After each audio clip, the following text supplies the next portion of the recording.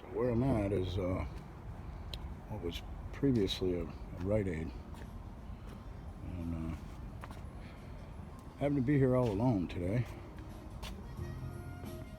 And just to explain this, I might as well explain as I go. Let me grab my chair and just wanted to start outside because I didn't know where to begin. But as I am alone, I want to close the door here. And I have the AC on, praise God. So there was a consignment shop in here, and this was left as donations prior to COVID-19. So we're trying to get on top of this as well. These are donations from yesterday. What I haven't moved yet. In fact, that's why the pallet jack and pallet's here now, so I can get these moved out of here. These are things that are being organized. These are the miscellaneous that need to get categorized and into the place they go. Bikes are donations, wonderful bikes. That's my bike, my backpack. These are the things here on the floor and on those pallets have been ordered. These things, when I say ordered, I mean put in order. These things are yet to be cataloged in because we have to inventory everything. And many of these chips are labeled for movies that were supposed to premiere. So the movies aren't even out yet, and they already have their chips. Praise God, I mean, the chips are chips. These are all books that have been gotten out of all those crates, which we need for something else. For, well, I don't know, a week now, I've been building a mound, a monument. But you know, as I shared with the volunteers that came in yesterday, we just had some wonderful people in here. And I said, you know, this is not the goal. Our goal is not to make a mountain of clothing. We need to get it distributed. So bless their hearts. They have begun to order and fold and get things together. And the shoes, yesterday was the first time we even started ripping bags apart, you see. So things are coming together, praise God. And this over here, we're setting this up. There's a shelter for women who have been in abusive relationships with children, and so we're getting all this together so the ladies can come over and be blessed. I pray they're blessed by it. Over there is this is an international charity, so those bags are prepared to go in bulk. We'll need 150 of those bags to have the truck come and get them, which they will in time. Obviously furniture, some wonderful little baby strollers. That's a miscellaneous pallet that some got a little overzealous with on some of it anyway, and determined all of that trash. But it's, you know, again, what's trash we need to get rid of. We're not trash peddlers.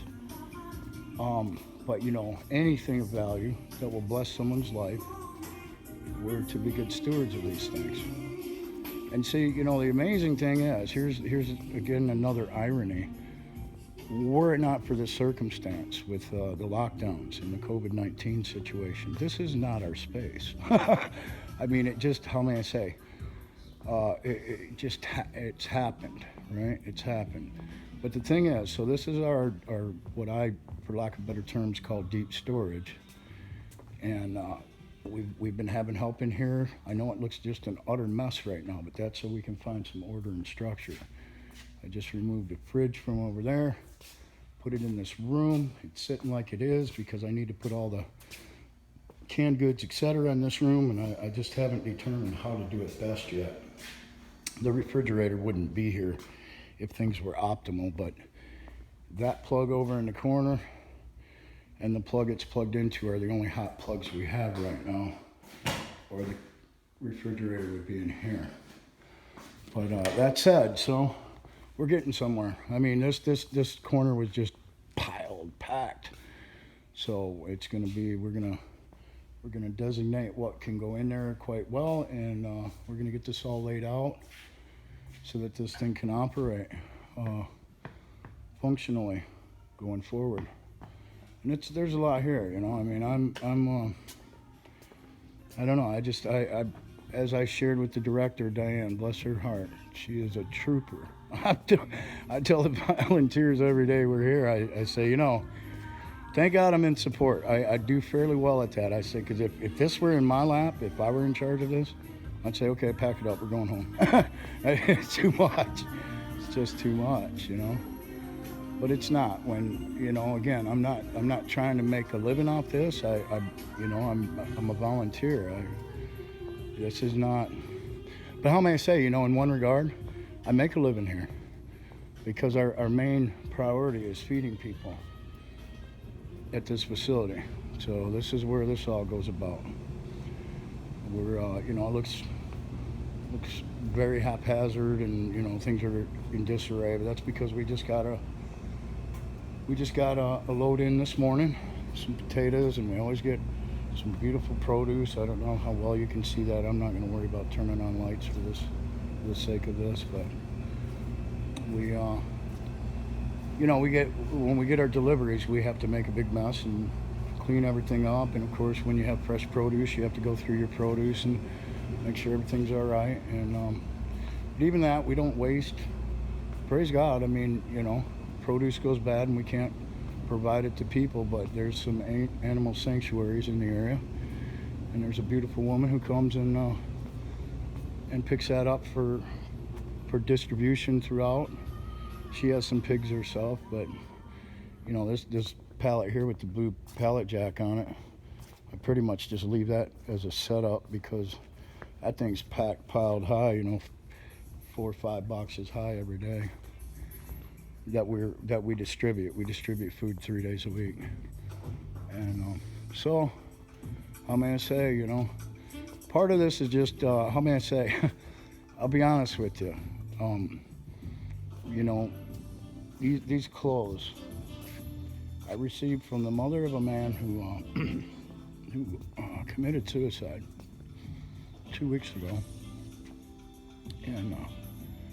and that's the first donation that I actually entirely went through, and by her request. She said, you know, he's about your size, and I would like you to take whatever is useful. He was a little bigger than I, but I got a couple nice shirts, and as I told her, I'll wear them in honor and with honor. So